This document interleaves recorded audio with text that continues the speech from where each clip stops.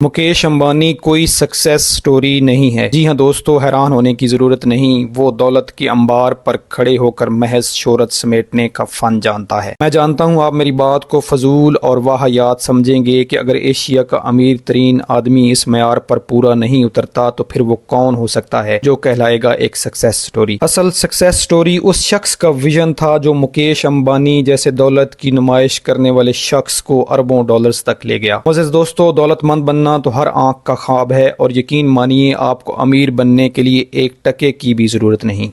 बस आपके पास 3 चीज़ें होनी चाहिए। आपकी आंखों में ख्वाब हों, आपके पास विजन हो और आप कैलकुलेटेड रिस्क लेने की सलाहियत रखते हों। और उस शख्स के पास भी एक टका नहीं था और यही 3 चीज़ें उसका कुल सरमाया थीं। लेकिन जब वो दुनिया से रुखसत हुआ तो 62,000 करोड़ रुपए के असासे मुकेश अंबानी और इसके भाई के लिए छोड़ कर गया। जी हाँ दोस्तों, धीरू भाई अंबानी का चेहरा इन करोड़ों आंखों के ख्वाबों का चेहरा है जो आंखें ख्वाब देखती हैं, विजन रखती हैं और इनमें रिस्क लेने का फन होता है। हमारी आज की इस वीडियो में हम आपको बताएंगे कि जीरो नहीं बल्कि माइनस से शुरू करने वाला आदमी किंग मेकर कैसे बना। लेकिन वीडियो में आगे बढ़ने से बेशतर आपसे इल्तमास है कि हमारे चैनल को सब्सक्राइब करें और वीडियो पसंद आने की सूरत में लाइक और शेयर जरूर करें। धीरू भाई अंबानी एक उस्ताद के घर पैदा हुए और इनके अलावा 4 बहन भाई और भी थे। एक उस्ताद का बेटा अगर पढ़ाई छोड़कर नाश्ता लगाने पर मजबूर हो जाए तो आप खुद सोचें कि वो कैसे हालात होंगे जो इसे इस मकाम तक ले आए होंगे। और पढ़ाई छोड़ने के बाद धीरू भाई अंबानी दिन भर फल बेचता और रात मुस्तकबिल के ख्वाबों की दुनिया में गुजार देता। इसकी बेचैन रूह ने इसे फल और नाश्ता छोड़कर पकौड़े लगाने पर मजबूर किया, लेकिन वो इससे भी मुतमिन ना हुआ। इसे लगता था कि वो इस काम के लिए नहीं बना,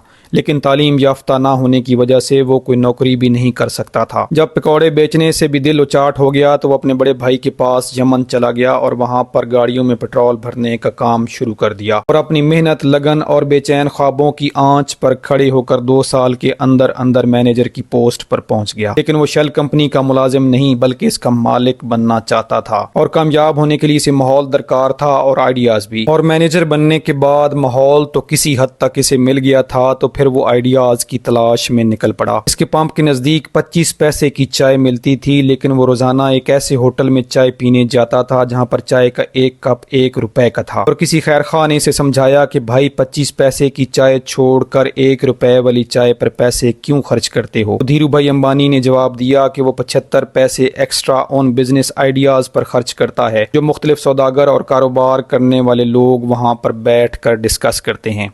और फिर एक वक्त ऐसा भी आया कि सुन सुनाकर कारोबार सीखने वाले ने हार्वर्ड यूनिवर्सिटी के ग्रेजुएट्स को नौकरी पर रखा। फिर एक दिन ऐसा हुआ कि वो चाय पी कर उठा और बिल भरने की गर्ज से जेब से चांदी का एक सिक्का निकाला। इसके ज़हन में एक कमाल का आइडिया उभरा। इसने वजन करने की गर्ज से वही सिक्का हवा में उछाला और बिल देकर होटल से बाहर निकल गया। इस दिन धीरू भाई अंबानी जान गया था कि चांदी के इन सिक्कों की असल कीमत इनकी बतौर करेंसी के दी जाने वाली कीमत से कहीं ज्यादा है। इन दिनों यमन में चांदी के सिक्के बतौर करेंसी के इस्तेमाल हुआ करते थे। धीरू भाई अंबानी ने चांदी के सिक्के इकट्ठे करना शुरू कर दिए और इनको पिघलाकर चांदी में तब्दील करके लंदन की कंपनी को बेचने लगा। जब यमन की सरकार को इस बात का अंदाजा हुआ कि चांदी के सिक्कों का असल मोल इसकी करेंसी की वैल्यू से कहीं ज्यादा है तो धीरू भाई मोटा मुनाफा कमा चुके थे। धीरू भाई अंबानी की ये चाल वाज़े तौर पर इशारा कर रही थी कि इसमें एक कामयाब बिजनेसमैन बनने के सारे गुण मौजूद हैं और वो मामूली से मामूली चीज को अपने हक में इस्तेमाल करना जानता है। और इस होटल में चाय पीते हुए इसके सामने कई बार भारतीय मसाला जात की क्वालिटी डिस्कस हो चुकी थी और वो समझ चुका था कि भारतीय मसाला जात की मांग बाहर की दुनिया में बहुत ज्यादा है। उन्होंने इसी बिजनेस आइडिया पर काम शुरू कर दिया।